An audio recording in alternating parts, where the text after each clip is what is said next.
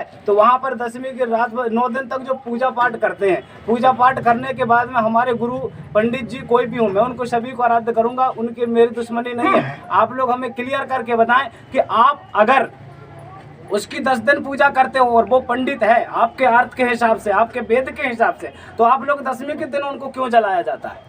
तो मेरा अर्थ यही है कि आप लोगों को मालूम है वो हमारा आदिवासी है, मूल निवासी है, रक्षा करने वाला था और हमारे गोंड वंश के खून था। इसलिए आप लोगों को मालूम है कि आदिवासी की वंशज खराब करना है तो इनको रावण को जला जाए, तब जाकर के इनकी वंशज खराब होगी। यही रणनीति, इसमें कोई रणनीति की बात नहीं है। दूसरी बात, हमारे महिषासुर राजा की बात आती है तो कहीं भी दुर्गा की प्रतिमा बनाते हैं। हम दुर्गा की पूजा करते हैं, लेकिन दुर्गा की पूजा हम आदिवासी कैसे करते हैं? हमारे यहाँ बाना होता है, त्रिशूल होता है, साँट होता है, उसमें विराजमान होती है, ना कि कोई मूर्ति बनाकर, कोई सुंदरता महिला को देखकर उसकी शक्ल बनाकर पूजा करने की जरूरत नहीं है। क्योंकि हम लोग आराध्य देवता करते हैं, प्रकृति की पूजा करते हैं। प्रकृति का मतलब होता है प्रकट होना और आकृति का मतलब होता है अपन आकार बनाकर उसको बिठाकर उसकी पूजा वंदना करना। जो देव बिकता है वो टिकता नहीं है और जो वो बिकता नहीं है वो सदा के लिए टिका रहता है। आप लोगों को मालूम होगा कभी क्या आपकी खेरेदाई बिकी?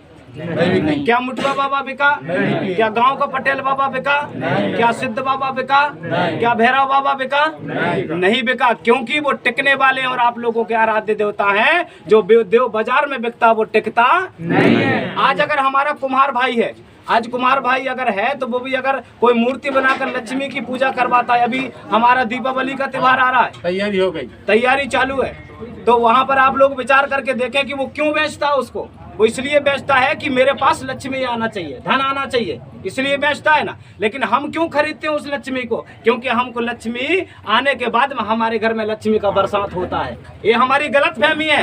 अगर बिकने के बाद में क्या, एक आध दिन आप लोग एक काम करना, 1 महीने पूजा करने के बाद में एक दिन कहना उस मूर्ति से कि हे महालक्ष्मी माता हमको 10 रुपए देना। अगर वो तुमको दे देती है तो मैं कहता हूँ उस मूर्ति की सदा उसके सामने बैठकर पूजा करना चालू करते हैं। मेरे भाई बहन, आप लोगों को ये मूर्ति कुछ देने वाली नहीं है। मैं किसी के देवताओं का आलोचना नहीं कर रहा हूँ, किसी को विलोचना नहीं कर रहा हूँ, आपके सच्चे नेत्र खोलने की तैयारी कर रहा हूँ। आप लोग पत्थर में जल न चढ़ाएं, आप लोग जाकर कोई पेड़ में जल चढ़ाएं और जाकर के सुबह अपनी धरती माता का पांव परे, अपने माता पिता का पैर परे। और जब आप लोग सुबह उठते हो, अमास पूनो ना भी हो तो आप लोग पैर धोकर अपने माता पिता का पीना चालू कर दो, जिसको ST SC और OBC कहा जाता है। सभी समाज के लोगों से मेरा रिक्वेस्ट है, आप लोग ऐसा करना चालू करोगे तो आज नहीं, कल नहीं, आज तो छोड़ो, आने वाले समय में भी तुम्हारा वही अधिकार होगा जो आप लोगों के समय पीछे हजारों साल आप लोगों ने छोड़ गए। उन्हीं देवताओं के बारे में बात करने जा रहा था। अभी आप लोग इन चीजों से भी वर्जित हो गए। आप लोगों को मालूम होगा, अभी आप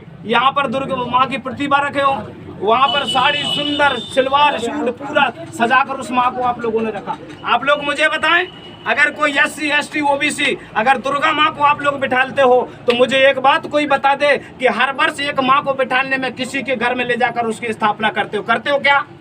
नहीं करते। क्यों नहीं करते? आप लोग उसे जब 7 8 दिन 9 दिन पूजा करते हो, ले जाकर जहाँ पर सब लोग मलमूत्र करते हो उस जगह में उसे फेंक देते हो। क्या तुम्हारी माँ है? वो तुम्हारी माँ नहीं है। आप लोग उसके साथ में दंड करते हो, आप लोग उसके साथ में मिथ्या करते हो। आप लोगों को इस बात की कोई परिभाषा मालूम नहीं है। सभी को मेरी ओर से जय सेवा, जय बड़ा देव, जय गोंडवाना, जय सेवा, जय सेवा। भैया